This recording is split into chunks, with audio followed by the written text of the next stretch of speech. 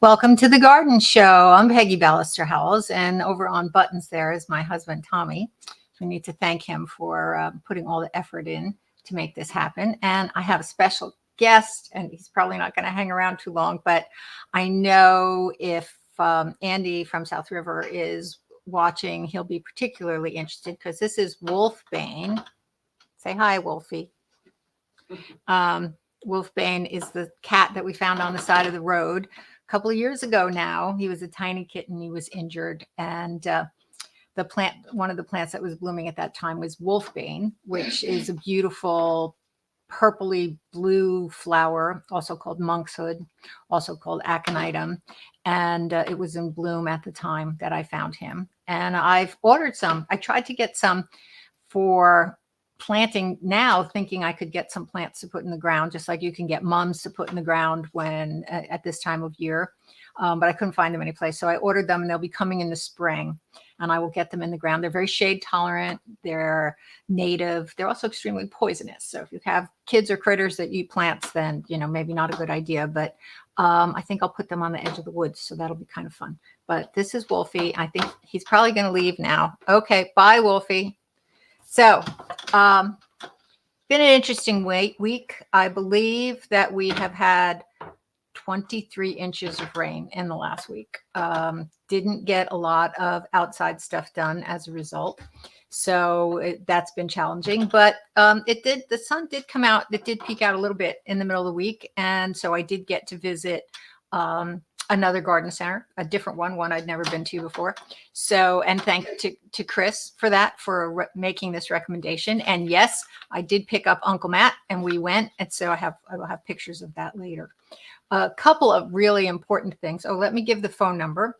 It's 888-399-7344. That's 888-399-PEGI. That's my name, Peggy. And again, the number is 7344. All right. There's a like and subscribe button below. We'd appreciate it if you could hit that. Would appreciate it if you could share this with any of your friends so that we can build up our viewership. And remember, you can also watch it on archive. Of course, then you can't call in if you have questions, but if you miss it, you can still tune in. You just go to YouTube and then search for Garden with Peggy, and we pop up pretty quick. So that shouldn't be a problem.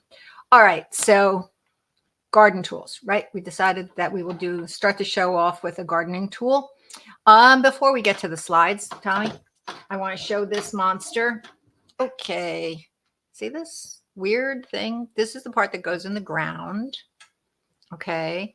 And this is the other end, and both ends are very important. And this is by Fiskars, and it is a bulb planting tool. Since this is bulb planting season, I thought this would be appropriate. I have never seen this. I have never tried it, but I was in a store and I saw it, and I was like, that is the coolest design I've ever seen. So I have lots of pictures and more pictures to show you how this actually works and what makes it unique. First of all, this thing does that. So keep that in mind. Then there's a little release button. So we will look at some pictures that will make that a little bit easier to figure out how that works. So let's go to the slides now, please. All right, these are your classic bulb planting tools.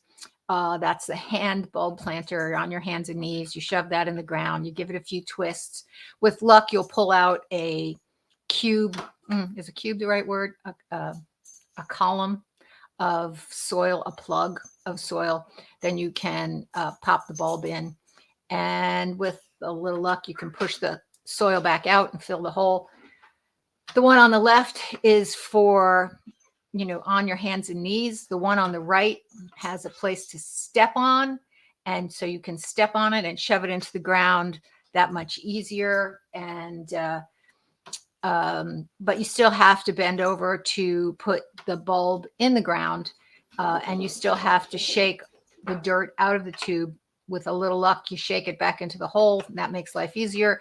But these are kind of your classic tools. These things are called dibbers, and you can use them for things other than planting bulbs. They are kind of, some of them are really old fashioned. You can see that plain wooden one on the left. That looks like an antique. All different kinds, all different prices. I do sort of like the ones with the measurements on them, only because that gives you an idea. Bulbs have to be planted at different depths, so that's kind of fun. The metal ones will obviously hold up because, you know, they won't get wet, but they're all different kinds. And they basically make a hole. You stick the bulb in, pull it out, and fill the hole. And you can also use your hori hori. And I have one and it works pretty well, I think, you know, especially if you have loose soil. You shove that into the ground. Again, it has measurements on it. Stick it in the ground. You pull it back towards you. You leave a hole, drop the bulb in, pull the knife out, and shove the soil all back in, and you're good to go. But you can get a little more creative, a little more exciting, a little more high tech.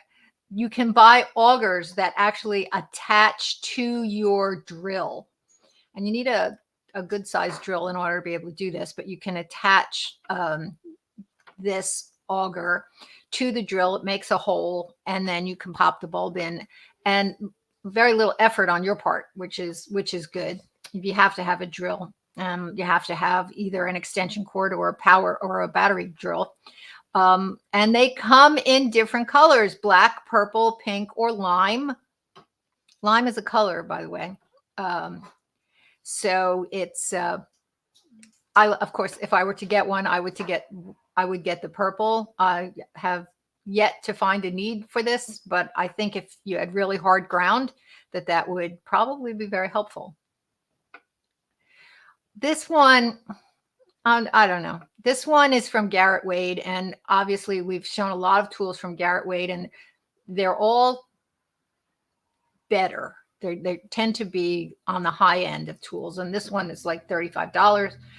And you step on it, and it makes a plug in the tool itself. It makes a plug, and then you can see on the left picture that there's a little plunger at the top, and that pushes the plug out, which solves the problem of how do you get the soil out of the tool.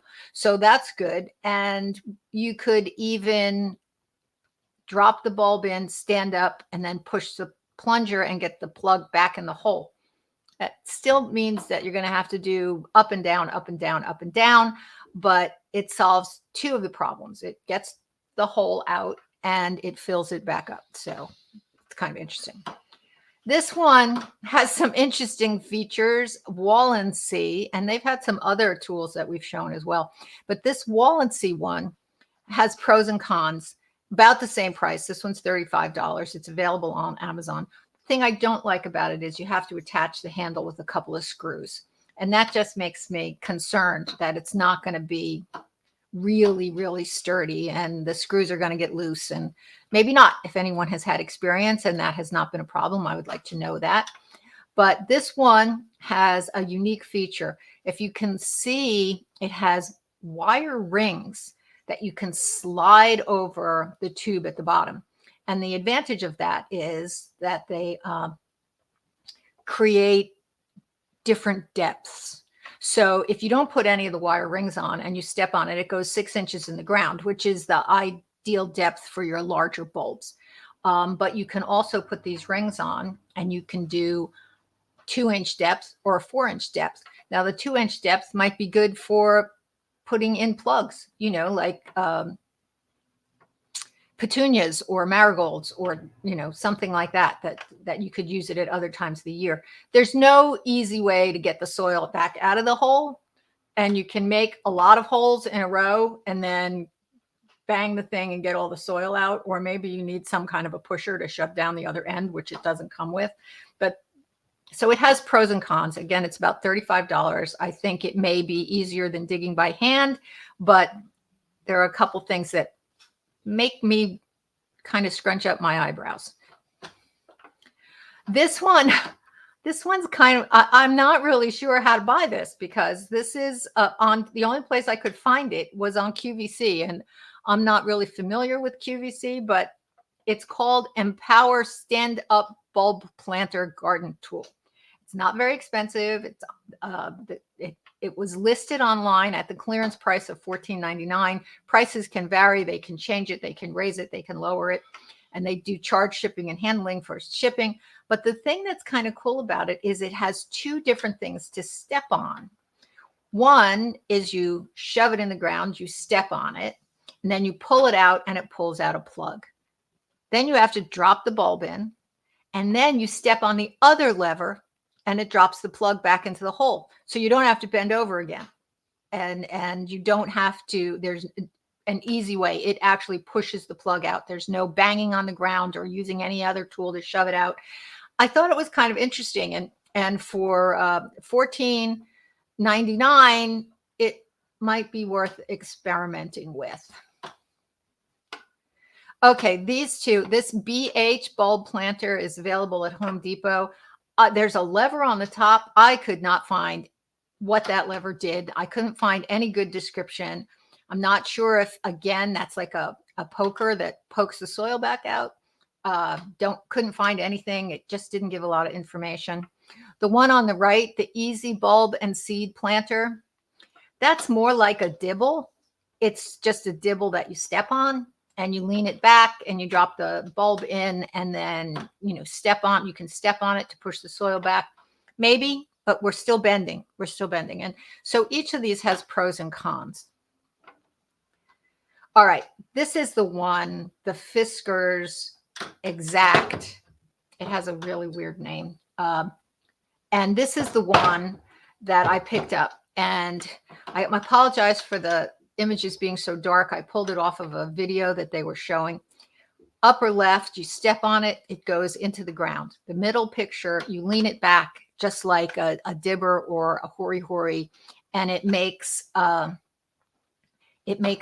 space in the ground. Then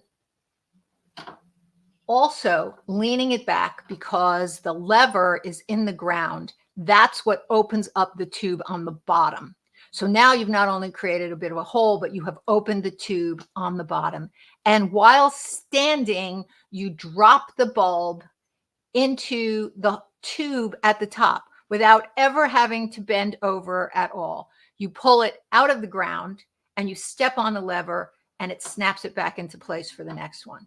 No bending whatsoever. Okay, Fiskars Exact Standing Bulb Planter. Now, this was, I found really interesting. There's a company called Bonanza that I've never heard of before. They have it for $125.99. I found it in two locations on Home Depot. Two different times it popped up when I was searching for it. One was $135 and another one was $73.99. But I got this at a place called Ocean State Job Lot for $24.99. I can't imagine paying $135 for this. Maybe that's why they lowered the price to $73.99. I don't know. It is well made. It's unique. And for $24.99, I thought it was definitely worth a try. So I have it. Ocean State Job Lot, the one that we saw was near Freehold. There are others around. I've never really been to one of these stores before. So the whole thing was kind of interesting. And I purchased this thing because I couldn't resist. If you could do all your bulb planting from standing up, never having to bend over, that's worth something. I don't know if it's worth $135, especially if you're only doing a dozen bulbs or so. But if you're doing a couple of hundred, that changes the picture as well. So this is my new tool, and I will try it as soon as my bulbs arrive in the mail, which they haven't as of yet. And I will let you know how well I think it works. I don't think it's going to work great in really hard compacted soil, but I do think that it could be very useful. I'll keep you posted. Okay. So let me give the phone number again. I think we're done with the slides, right? Okay, that was the last slide. All right, so let's give the phone number again. We have nobody calling in. The number here is 888-399-7344. That's 888-399-PEGI, P-E-G-I. Okay, so there's a few things that we do need to talk about, what things that you need to be doing in the garden right now. Well, it's October 1st. Today is October 1st. And one of the things that means is that if you have poinsettias that you want to bloom for the holiday, now is when you start giving them the dark treatment so that they will set flower buds and turn red. It's actually, remember, the red or the pink or the white or the speckled, or in this case, orange, because remember, I did find an orange one last year and I still have it. And it's looking really good. They need dark treatment. They need 13 hours of total and complete uninterrupted darkness for 13 hours a night for at least 60 days before they will start to turn color. So you want to start that process now. And so you have to find a spot for your poinsettias where you won't turn the lights on. And they still need sun during the day and they still need to be watered. So you'd be amazed how many times people have called me over the many years I've been doing this, where they put their poinsettia in a closet and then took it out at Christmas and it was dead. So, you don't want to do that. You don't want to put it in a closet and forget about it. If you need to put it in a closet, then you need to take it out early in the morning because it still needs as much sun as you could give it in the course of the day. So don't put it in a closet, forget about it. And also moving it on a regular basis. They're so fragile. They're brittle and they snap easily. If you're moving it around all the time, there's a very good possibility that you're going to break some of the branches, and that's disappointing. So your best bet is to, if you can, and I know this isn't easy, find a room that you don't go into, a guest room, perhaps a storage room that has a window. I keep mine in the greenhouse, but I have a pantry that might work. It has a south-facing window, but you have to not get the munchies at 12 o'clock, because you can't open the door and turn on the light because that defeats it. So you have to find a spot where you can put it, where it'll get sun during the day. You don't have to move it around a lot, and you remember to water it. But it will give complete darkness, and you won't turn the lights on. Turning the lights on actually reverses the chemical process that goes on in a plant in the dark. So you don't want to do that. So that's the poinsettias.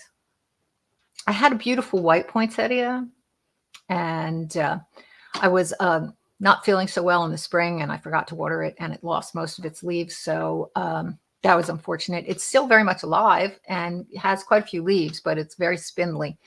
I'm not sure if I'm going to move that. It's in the living room now, or in technically the dining room window and a big bay window. I might move it into the greenhouse because then it'll have a natural fluctuation of light. So I'm thinking about doing that. I probably need to do that later today. So if you want your poinsettias to bloom again, now is the time to start giving them the dark treatment. Don't wait any longer. You can start it later if you want, but it won't bloom in time for Christmas. So keep that in mind. All right. All right. We're going to go to the phones and we're going to have a little chat with Allison, who's calling us all the way from New Mexico. Hey, Allison, how you doing? Oh, I'm doing just fine. We actually got rain yesterday. It happens so infrequently. My husband comes in this morning. He goes, you left your window open last night. It's like, oh, well. Well, I really lost count, Allison, but between last Sunday and today, I think we had 23 inches of rain. Oh, my gosh. Yeah. No, not us. No, it's been, there was one point where it was raining so hard and the ground was so wet that when the back stairs looked literally like a waterfall, the outside stairs looked like a waterfall because the gutters were overflowing. There was so much rain. It was raining so hard and the ground was so wet that it wasn't absorbing it. So the water was running down the steps and I had 3 inches of standing water at the bottom of the steps. When it stopped raining, I have sandy soil. It all went away, but it was frightening. It was so high that it went into the greenhouse because the greenhouse Oh was, my gosh. yeah. I mean, I didn't have a That's not flood, good. but it went in there. That's the most rain I've ever seen. It was tremendous amount of rain. Uh-oh. You might want to put pavers down in the greenhouse and just get yourself up 2 inches. Yeah, it's really interesting. I'll tell you that. My little dog took one look, turned around, came back in. He said, no way am I going out there. No. On that. So I'm glad that you got a little rain. I know your environment in New Mexico is a little different than here in New Jersey during rainstorms. So what happened? Did you get a lot of flowers? Did you get a lot of natural flowers blooming? I know that can happen out that way. No, we hardly got anything. And you know how I've been sending you those pictures. I sent you a picture before you even started the show on the internet here, but we got hardly anything came up. A couple came up. They're a little row about 30 inches long with maybe 8 sunflowers came up next to where the water faucet comes out of it, because underneath the faucet, my husband put a bucket for the dogs for water because it's easy to just fill it up. And so we got some there, and we got some along the fence where we normally have them planted, but they gravitated, on their own. They went over to say, well, if there's not going to be any rain this year, I guess we need to find the water. And since the dogs get water over here, we'll just go start growing. And that's where they went. So we'll see what happens next year. When you have a sudden unexpected rainstorm, though, don't you get desert flowers blooming the next day? Not here. Oh. Especially, did you see any flowers coming up from the rain from yesterday? Did we have? No, nothing. Because we're just, well, we're also, the chickens work the ground. So the availability of seeds and stuff is kind of scarce. Right. When I went to Utah, what was it, 3 years ago? I think it was 3 years ago. I went to Utah to Best Friends Animal Sanctuary, and that's in the desert. It was a great trip. It was a fabulous trip. I know it seems kind of weird to go on vacation and clean out, pig stalls, but that's what we did. Oh, I do that all the time. So you have to give me the address because I probably drove right past her when I go to Montana. It's an amazing place. It's 3,500 acres that they own. Oh, wow. And they lease 35,000 around it to keep it pristine. And they have 1,600 animals there at any one time. And it's all rescues. That's the place that rescued Michael Vick's dogs and went to court to save them all. And they developed a record keeping method so that each dog, how the dog was treated and what the dog's experiences were and how it interacted and what training was done. The judge would only grant them the dogs if they kept records so that they could prove that the dogs were no longer vicious. Even if they ever had been vicious, one never knows the situation, but they were able to retrain most of them. I don't know if they got all of them, but there was a video made called Victory Dogs, like Michael Vick's Victory Dogs, about how they were able to retrain those dogs and place them in homes. And then in addition, it was very interesting because this record keeping was so helpful to them in the process of retraining the dogs that they implemented it for all their dogs. So you get to go there. You don't. Go ahead. So you got to go visit and help out a little bit. Yes, but it's so much more than that because we rented, I went with a friend, not my husband. I went with a girlfriend, and we rented like a cottage that's on the property. And and you would wake up in the morning and you have a little front porch, and the front porch looked out over where all the horses are, all the rescue horses. So this big, huge corral with mountains in the back and the horses running. And you would wake up in the morning every single morning and it would take your breath away.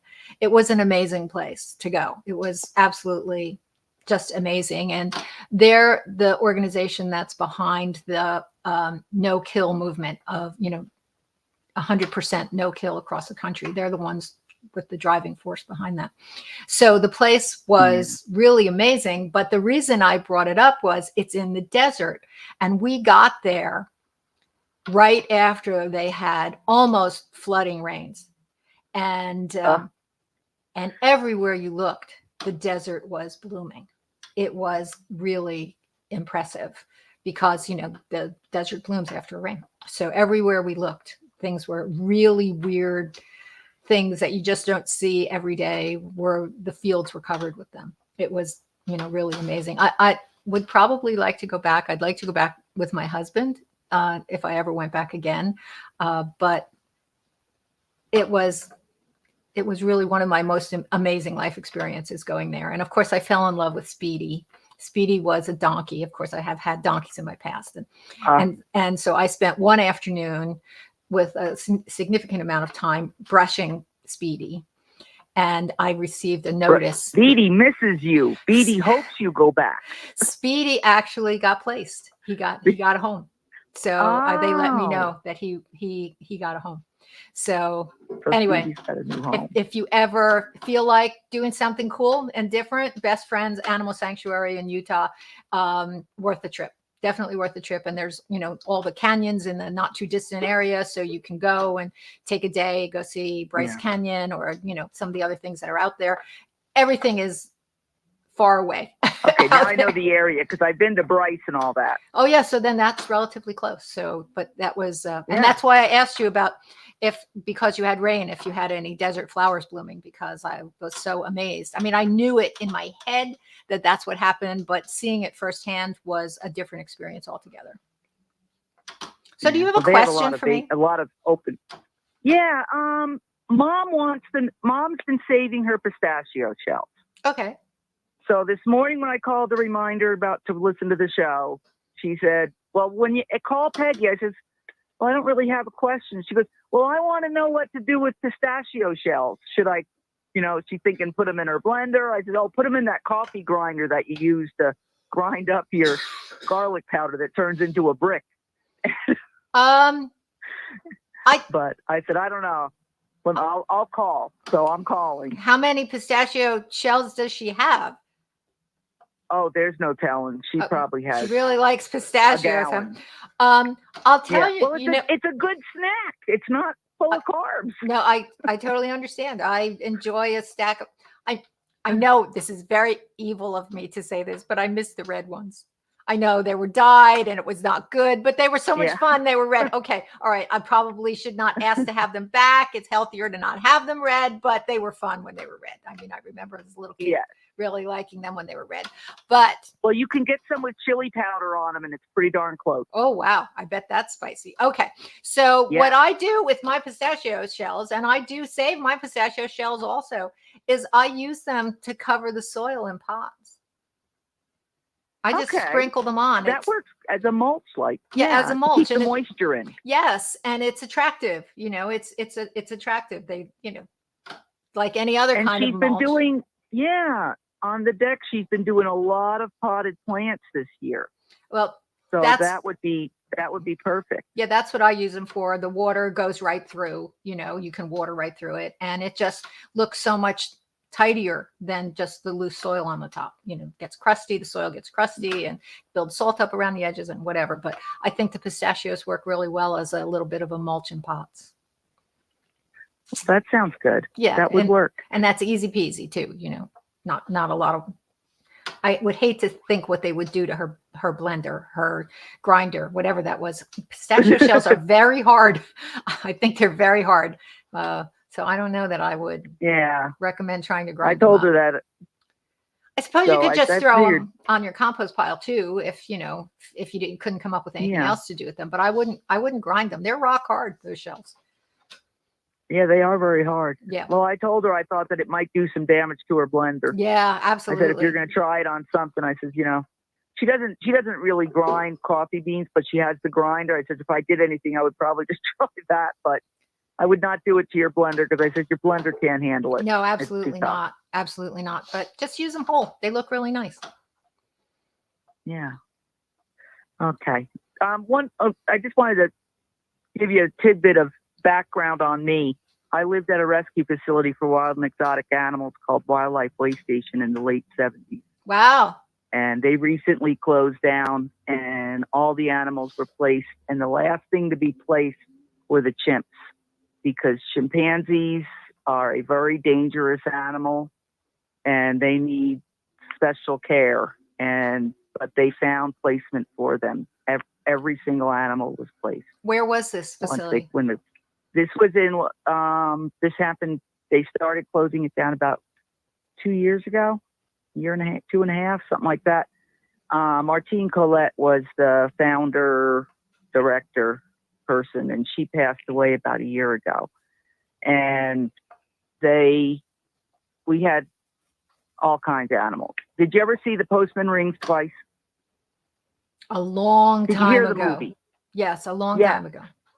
I bottle raised the cat that was on the bed is named Cherokee, and the one that cried was Applehead. I raised both of them. Wow.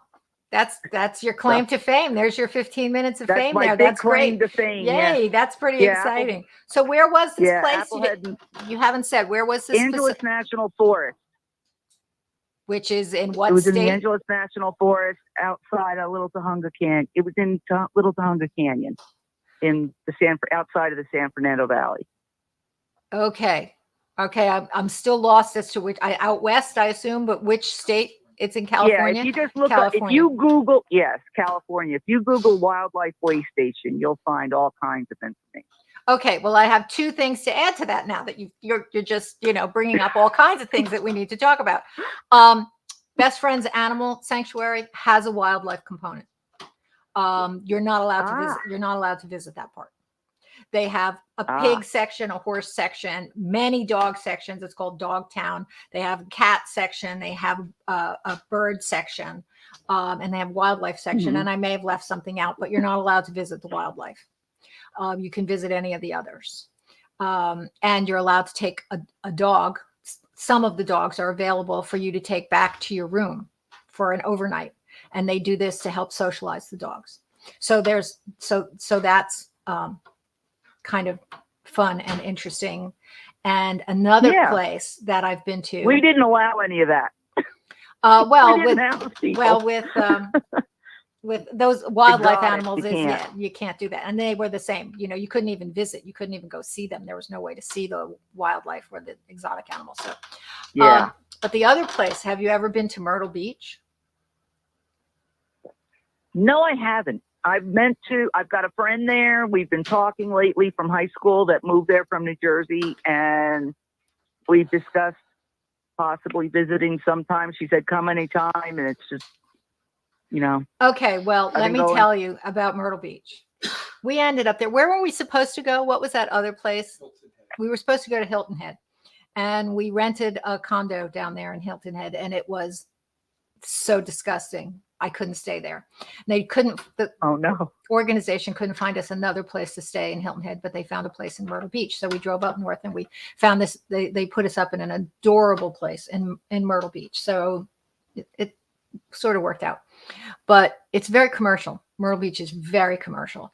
And they have all these like boardwalk kind of things and piers. And on one of the piers was a place where you could get yourself photographed with a tiger.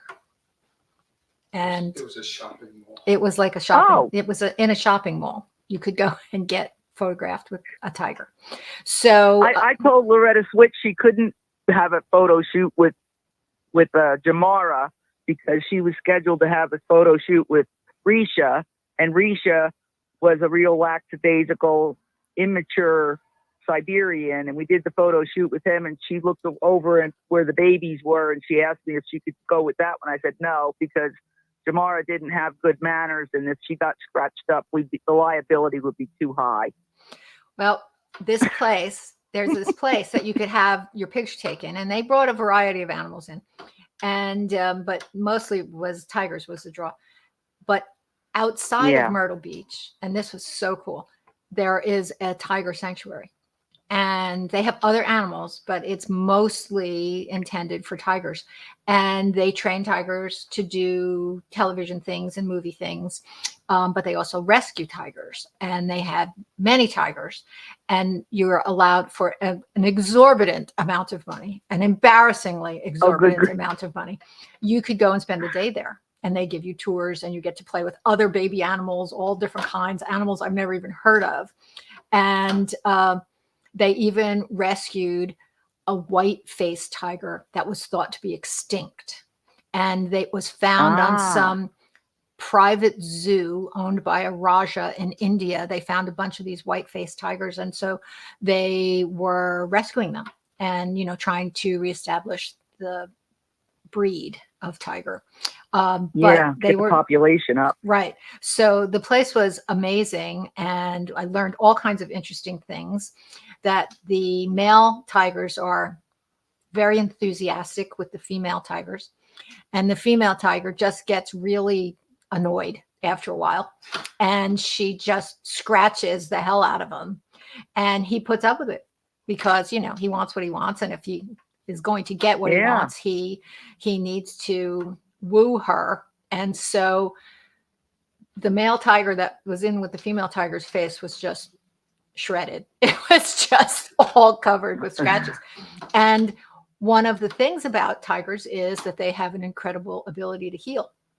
And that, unfortunately, is one of the reasons tigers are hunted, because people want that as like they think that that's going to help humans heal, just like stupid rhinoceros horns. But they do have this incredible ability. And he wants to try to do it like 50 times a day. I mean, I'm not even exaggerating. He's very enthusiastic. So we never put them together, so we didn't have to deal with that. Well, they were trying to make more tigers, to reestablish the breed. White face. And what was that? They were trying to get the white-faced tigers. Yes, and other tigers as well. I mean, all the tigers are somewhat endangered. So they had Sumatrans. Did they have any of them? I don't know. It was a few years ago. I don't remember all the details. But they also had a liger, which was pretty cool, which was gigantic. Really, they're bigger than lions or tigers, which is kind of interesting. But one of the things that I learned, which really to me was like a real knee slapper, I was like, wow, well, that explains a lot. They surrounded the tigers with another fenced in perimeter fence, went all the way around the whole facility. And in that circular enclosure, they kept donkeys. That's where they kept their donkeys. And they did that because donkeys are very territorial. And it wasn't to keep the tigers from getting out. It was to keep local animals from getting in. Because if a local animal got in, it wouldn't have stood a chance against the tigers. But by keeping the donkeys on the outer perimeter all the way around, they weren't particularly dangerous to humans, but they were territorial enough that any local wildlife would stay away because of the donkeys. And that was the knee slapping part, was that I had donkeys. And Tommy and I had, first we had Fraggle Rock, and then he passed, and then we got 2 other donkeys. And we never had deer on our property because we had donkeys. And I suspected it was because of the donkeys, because we were in the middle of nowhere and there were deer. You could see deer across the street, and there was woods at the end of the street, and there was deer in the woods. And my neighbors had problems with deer, but we had no problems with deer. And it's because of the donkeys. And they confirmed it, that was that the donkeys were very effective and very territorial in keeping local wildlife out. And that's why we never had any deer. So but that was a cool story. Yeah. It helps. Yes, it helps. You always got, and you always have to have a double fence, double enclosure all the way around, everything like that. Yeah, of course. For that reason. Yes. Just in case. Yeah. So anyway, the donkeys were very effective. So, all right, Allison, is there anything else I can do for you today? It's always a pleasure to chat. Is there anything else I can do? No, I'll tell them all about the pistachios, and we'll see how that works out. And hopefully we'll get more rain next year. But this year, we didn't even need to mow anything until September. Well, we just did not get any rain. Considering who our mowing man is, that sounds like a good thing. But all right, Allison, I'm sending you sending you a hug. It's great to hear from you. Tell your mom I said hi, and I'm sure we'll hear from you again soon. Well, I like all the stuff that you've done to the program because I've told Mom the progression, and we're able to get on now and see you and listen. And we couldn't at first. It took a while. We can thank Tommy for that. This was all new to us. I mean, I can talk forever, but the technical part was all new to us. And luckily, I mean, he does have a master's degree in computer science, and he also does a lot of musical stuff because he has a band. And so between all that, he had enough knowledge to figure the rest out, and he's done a really good job. And the next thing that I asked him to try to figure out is how we can do videos. Videos were throwing us a bit of a curve because it's a different way of opening them than it is to open slides. So that's the next thing we're going to try to figure out. So, we keep trying to get better every week. I don't understand when I was trying to get on why it asked me, it wanted a photo, for me or something. And a friend of mine, I rescued a chicken that has one leg the other day, and I had her picture on my camera. So it's like, okay, you want a photo too? That's what you get. And I put her in a pen where she's safe and everything. And then I didn't know if I had to do that in order to, but I couldn't see your video of the show till I had a photo from me. That's totally new to us. I'm glad that worked out. I have no idea. And Tommy's making a face over there, so I don't think he has any idea either. But I'm glad it worked out. Okay, and I'm glad that you rescued the chicken. That's important. She's very happy. She's in a nice coop with nice other chickens, and she's outside sitting on a chair watching the world go round. She loves it. Okay. Well, that's right up my alley. All right. You have fun with that. Okay, and I'm glad you found us. All right. Bye-bye, Allison. Okay. Bye-bye. She has a one-legged chicken. I love it. All right. Somebody asked me, when am I going to talk about the chickens? Chickens are doing okay. They pretty much cut way back on egg laying. I need to get a couple of Rhode Island Reds because they lay pretty good throughout the winter. We had a whole bunch of Rhode Island Reds a while back, but they aged, and found one here and one there over the years. But I think we have 2 left. I'm not sure if they're laying because they've got to be 10 years old now or close to it. So eventually they just kind of stop laying. Can't blame them. So I think I would like to get some Rhode Island Reds, a few of those, and then maybe I'd like half a dozen other chickens, maybe 3 Rhode Island Reds and 3 something else, but we'll see. I won't do that until the spring. So let's go to the farm. Okay, this is a place that was recommended by Chris from Scotch Plains last week, and I thought it sounded like a good idea to go to this place. It's up in Chatham, and my beloved brother, Uncle Matt, used to live in Chatham, so I figured he'd know about the place, and he now lives in Morristown. So I picked him up at ShopRite. He works in the produce department at ShopRite in Morristown. Produce is clearly in our blood. And I picked him up, and he knew about this place. And so off we went. It's called The Farm at Green Village, and it's on about 30 acres of land in Chatham. I hope they put that in the Farmland Preservation Program because that is valuable land. And if they ever decide to sell the business, I can't imagine somebody willing anyway to keep it as a farm, but it was absolutely spectacular.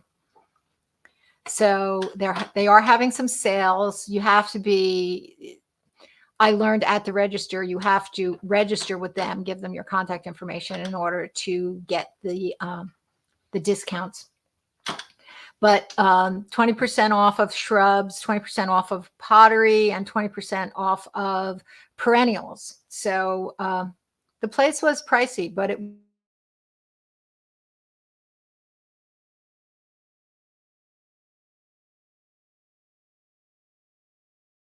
house. He was like Gigantor, the skeleton. He was quite huge, but very entertaining. And this is what you see when you walk into the greenhouse. First of all, it's spotless. I mean, look at that floor. You could probably eat off that floor. It was really impressive and enormous. They had a lot of unusual things. I fell in love with this begonia. I almost bought it. I didn't, but I almost bought it.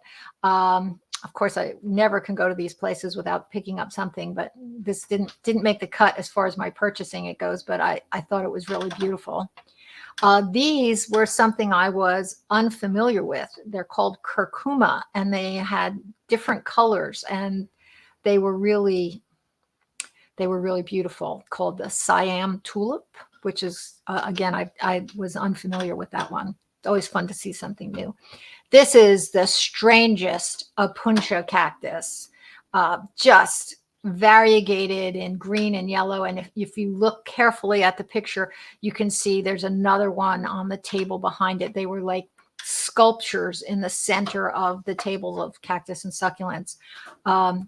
Just gorgeous. If you haven't purchased any bulbs online and you just want to pick up a few here and there, that's a pretty good selection of bulbs. They had quite a few. And in the smaller picture, they call it a surprise lily. I've never seen it called a surprise lily before. I know it as magic lily or resurrection lily or naked ladies, because when it makes the flowers, it doesn't have any leaves. That's why it's called naked ladies. And it blooms in midsummer, probably early August. And I had a really hard time finding them online, but they had them. They were not inexpensive. The price tag on the upper right-hand corner, there's $12.99 per bulb. So that's very pricey. You can do a little better online if you can find them. But if you're desperate, they have them. And that's really quite unusual. But look at them. That's a huge selection of bulbs for local purchase. Their display of ornamental peppers was very impressive. They are very colorful. They are edible, but I do not recommend eating them. They are not developed for taste. They're developed for beauty, and they are gorgeous. And that one in the front has both red and purple fruits on it at the same time, which is really kind of fun.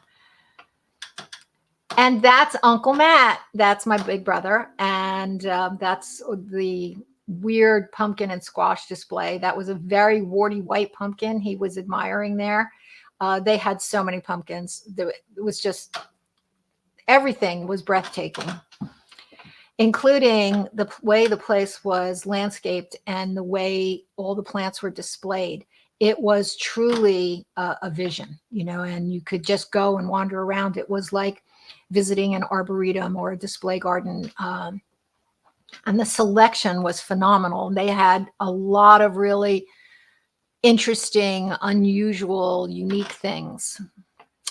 Okay, this one I'm putting in here mostly for my husband to look at.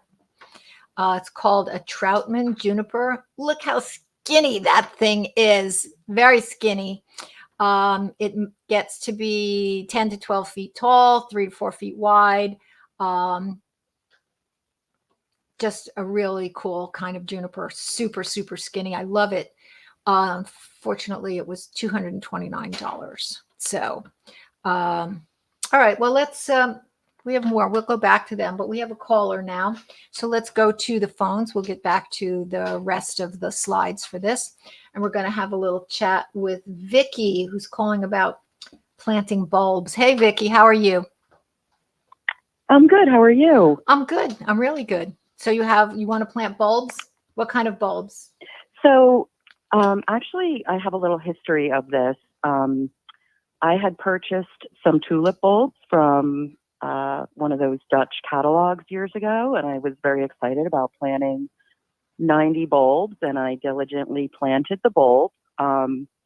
Unfortunately, in the spring, there were very few tulips that popped up, and when I checked out the ground, it looked like they were pretty much dug up by critters. Do you have any tips on planting bulbs that the critters won't get to? Well, tulips are a challenge on many levels. What digs them out in the fall is usually squirrels. Not only squirrels, but usually squirrels. Squirrels dig out. I planted 100 crocus one year, and in a tiny little piece of land at my Ocean Grove house. And in the spring, I found them everywhere. They were in the couch cushions on the porch. They were in the planter boxes.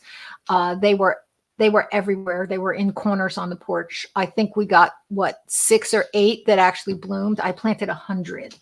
And the squirrels in Ocean Grove are frightening because people feed them. And so they know no fear, and they would just come right up on the porch and relocate all of the crocus bulbs.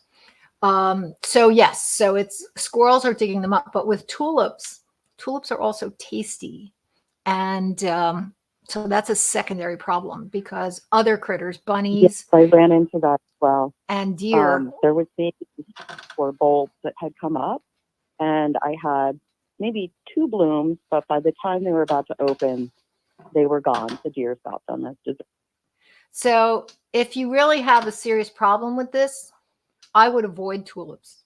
I know they're beautiful. I know that they are really tempting, but that experience that you had where they get dug up and then get eaten, it's so frustrating and so disappointing and so much work that's wasted. So I would suggest that you try something else. So we'll get to that. But one of the things you can do in the process of planting other bulbs, just to make sure they don't get dug up, is to cover the ground with chicken wire after you plant, the wide gauged chicken wire.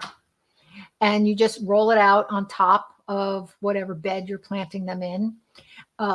If you're planting them just along the front of a bed, which is, kind of normal, you could even cut the chicken wire in half lengthwise and then just put it down, and then you put mulch on top of it so you don't see it. You can pin it down with landscaping pins, which are just like giant hairpin wires to hold it in the ground, and you cover it with mulch. You don't see it, and the bulbs come right up through it, but then nobody can dig them out. Wow, that's a great idea. Yeah, it's generally pretty effective. It doesn't solve the problem of anybody eating them after they come up, but it does solve the problem of other issue of digging them up. So what I would also suggest is I would focus on other kinds of bulbs. First of all, nobody eats daffodils. Nobody eats daffodils. They're poisonous. So deer don't eat daffodils. Bunnies don't eat daffodils. So that's an obvious alternative. Now, you don't get the same colors with daffodils, and the display generally is earlier. So you don't get a later season bloom, but nobody's going to eat them. And they do multiply. They spread. They last longer. Tulips only generally last 3 to 5 years anyway, but daffodils can last for years and years and years. They actually spread, not aggressively, but they do spread. They multiply. So daffodils are a much better alternative if you have somebody. At Tiny Farm, where we live, it was owned for 75 years by one family. We actually bought it as an estate from the children of the people who lived there. The children were raised here. And they were 85 and 87, the children. So the mother was an avid gardener, and the place was a jungle when we bought it. And we had to just bulldoze a lot of it because it was so overgrown and had been so neglected for so many years. But the daffodils keep coming up. There are daffodils everywhere. And I try to protect every one of them if I can. So daffodils will last for years and survive a fair I've amount. had a lot of good luck with the daffodils. I do have daffodils, and I'm fortunate that the deer don't touch them. Right. They will not eat the daffodils. So what you need to do is focus on other bulbs that the deer won't eat. And the ones that I would recommend, and they're going to be more expensive, no question, but the fritillaria crown imperials are very dramatic. They're very expensive, but they're poisonous. The deer won't eat them either. They will also last for years. So if you invest in just a half a dozen of them, you'll get a nice display and nobody will eat them, but they are pricey. Also, I'm so excited about this. I am working on collecting alliums, and there are so many different kinds of alliums. They tend to bloom a little bit after tulips would bloom, but there are so many kinds of alliums that you can get alliums to bloom from late May right through September, all different kinds. They don't last forever, but they do in terms of each one has a limited bloom time. But you can have enough different kinds of alliums that you can have alliums in bloom from spring to fall. Really working hard on expanding that and collecting more and because alliums are in the onion family. And they don't make very good cut flowers because they make your house smell like onions. Onions. Yes. So they don't make very good cut flowers, but nobody eats them either. So yeah, that's the key. So something that's not paper. Right. So there's a lot of allium bulbs that are really spectacular. They all have a Sputnik-like quality to them, but they come in vivid blues and purples and pinks and white, and there's even some yellow ones. So you can get some color. You're not going to get the same collection of color that you're going to get with tulips, but nobody's going to eat them. That's pretty big. That's huge. So that's what I would do if I were you. I would use I would focus on daffodils, more daffodils, and look for the interesting ones. There's pink daffodils, and there's even some. Oh, really? Yes, there's many pink daffodils. They're just the center, center cup is what's pink, but they are really pink. And when I first started collecting them 20 years ago, they were barely pink, but now they are really pink. And some of them are even considered red. I think that's pushing it a little bit, but interesting. Yeah. So I would try to look for those to give you a little bit more diversity. And then use the chicken wire and go for the crown imperials and the alliums, and you'll get nice diversity and nice extended period of bloom. And you will, not encourage anybody to eat any of this stuff. Thank you, Peggy. I have a project to do today. To go online and find this stuff because it's, you want to get it you want to order it and get it soon because the month of October is the ideal time to plant. And today is already October 1st. So. I know. Thank you. I'm going to get on that. And then I just wanted to make one comment. You mentioned this Siam tulip that you showed that picture of. The Siam tulip. Yeah. Q-Karma. Yeah. I purchased one this summer just because I thought it was so pretty, and it has been in bloom since then. Oh, wow. Good to know. So I'm going to try. Yeah. I just have it like propped up with some other plants still in a pot outside, and it's been in great bloom, and they're starting to fade. And then there's one little one that's popping up. So I'm going to try and winterize that one because it's so pretty. I think it's handled something like an amaryllis. Give it a dormant period over the winter and then start it up again in the spring. Okay. Okay. Yeah. Okay. All right. Well, have fun. Wonderful. Thank you, Peggy. You're very welcome. You have a great day. Bye. Bye-bye now. All right. We have another caller. Oh, it's Chris from Scotch Plains. Hey, Chris, how you doing? Good morning, Peggy. Good to talk to you.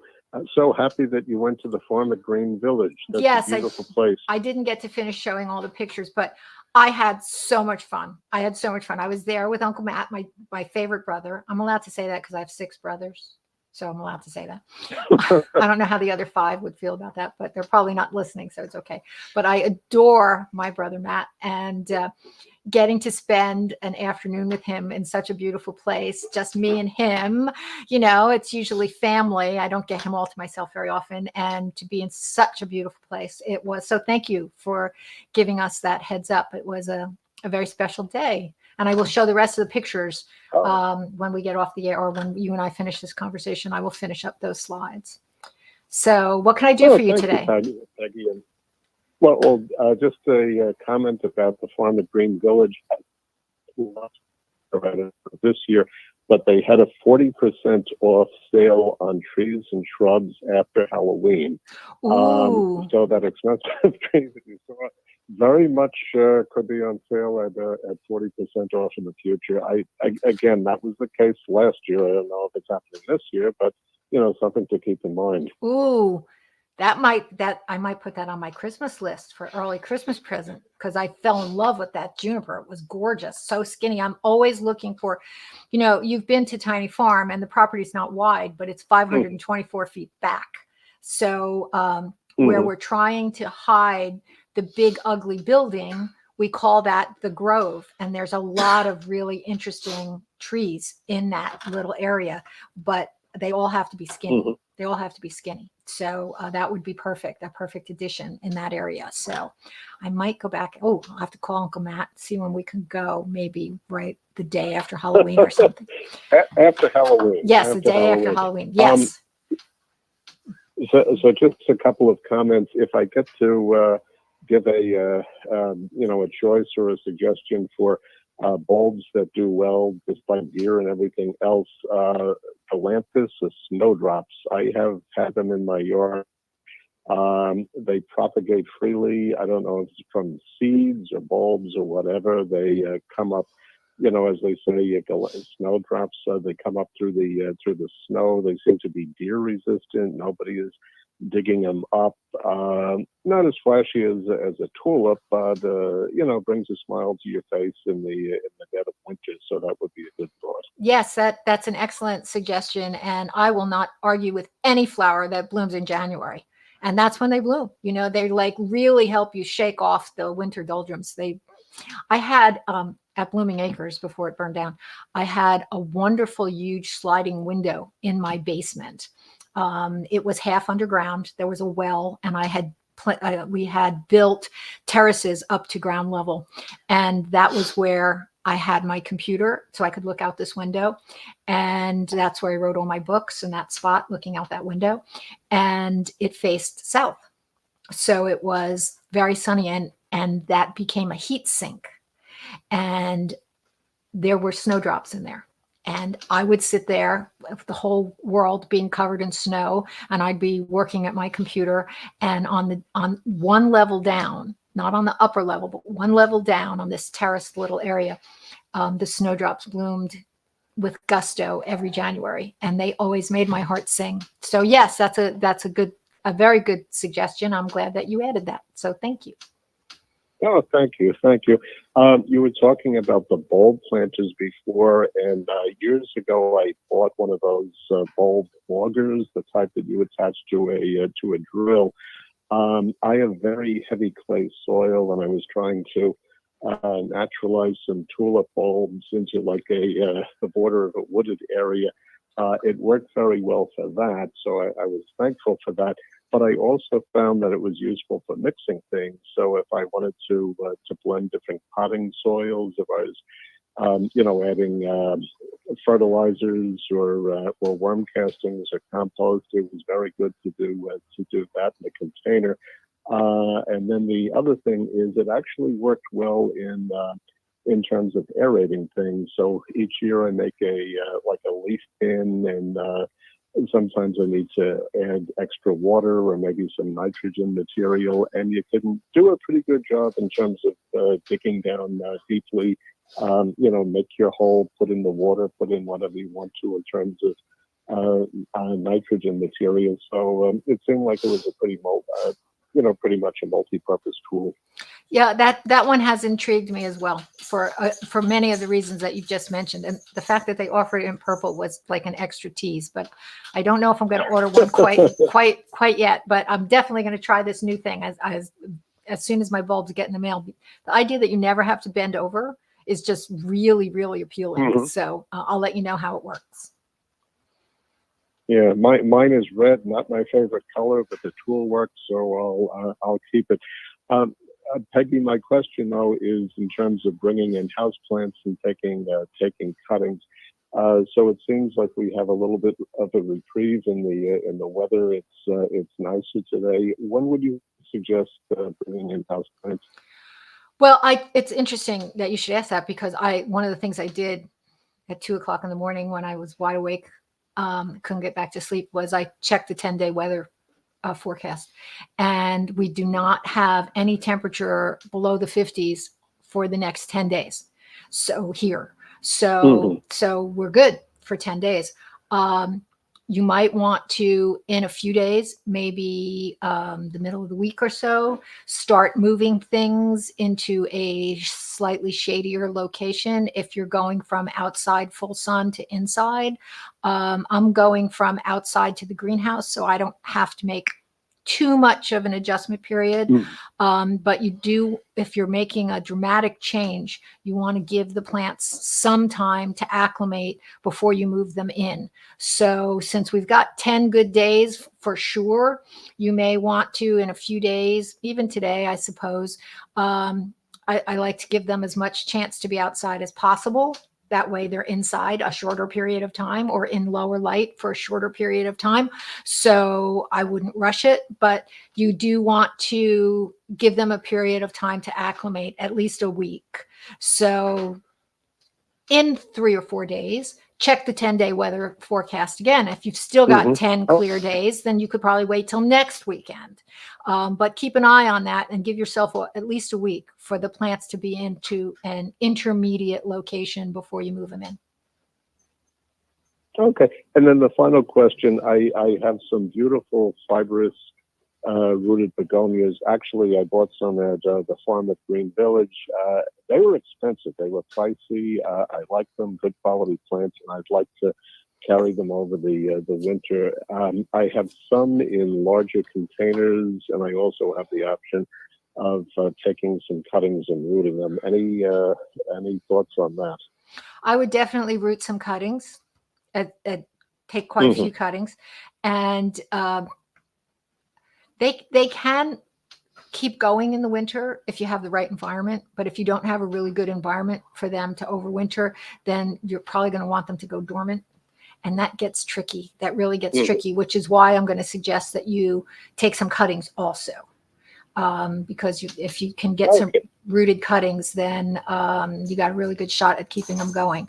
The rhizomus begonias, they can go dormant and you can store them over the winter, but I've had success with that, but I'd say it's only 50-50. I have a tendency for them to rot or dry up over the winter. So it's iffy. And would you recommend for the fibrous rooted begonias? Would you recommend just rooting them in water or trying to put them in some? No, I root them. They root really easily in soil. Yeah, they root pretty easily in soil. You don't even need a rooting hormone usually, but it wouldn't hurt just a tiny bit. Too much is not. A tiny bit is good. More is not better. Okay, good. I have my work cut out for me after your show once again. Thank you so much, Peggy. I appreciate it. My pleasure. You have a great day. Okay, bye-bye, Chris. All right, let's just finish up the slides from the farm at Green Village. So this is that Troutman juniper that I might take a ride up and pick up if it actually goes on sale for 40% off. Next slide, please. They had so many interesting evergreens. That's a dragon's eye pine. It actually had a different name, but it is like the dragon's eye pine. We had one of those at Blooming Acres. Next. They had lots of camellias, and they had lots of the fall blooming camellias. Now, the fall blooming camellias do so much better because most of the time the spring blooming camellias, the buds get frosted, but the fall blooming ones bloom in the fall and they're spectacular. And they're also very shade tolerant. The whole place was just a haven for pollinators. They were everywhere, and all kinds of bees and butterflies and moths. And it was just really beautiful to be able to watch. But in addition to just the plant material, the way the place was landscaped and designed, every place you looked was just something beautiful, just a feast for the eyes. These mums around this bench, the bench with the lions on the arms, oh, it was so beautiful. And look at all those mums. Oh my, it was just so many mums, and they were just perfect. Each one was perfect. This is something else I wouldn't mind getting my hands on. This one was, it was grafted. It was a tree form. It was, I think the name was something like Love a Lot, It was really beautiful. It was a panicle type of hydrangea, and the colors were great at this time of year. And there we have a display of all kinds of ornamentals with some very serious bears, and a magnificent fountain. Just really, there wasn't any place that you could look that wasn't beautiful. Frogs and a waterfall, which was also spectacular. This is the outdoor pots that they had on sale, that were on sale for 20% off. So if you need any big outdoor pots, this would be a good place to go. Ginkgos, 2 different kind of ginkgos. They're wonderful trees. These are both very narrow. The classic ginkgo is very wide and spreading. The one on the right was, I believe, called Century. It was developed at Princeton Nurseries, which no longer exists, but that was one of the largest nurseries in the country for many years. And this young lady was bringing out a whole bunch of new orchids. Everyone there was so nice. It was really a delightful afternoon. And these are the 3 plants that I picked up. And I will just tell you briefly, that's a Sarcococa on the left. That is some kind of, I think it's called a Junco. And that's a Crassula on the lower right. And since we've really run out of time, I will tell you what I'm going to do with these next week. Okay, so I will be here next week, same time, same place. Until then, have a good one. Bye-bye.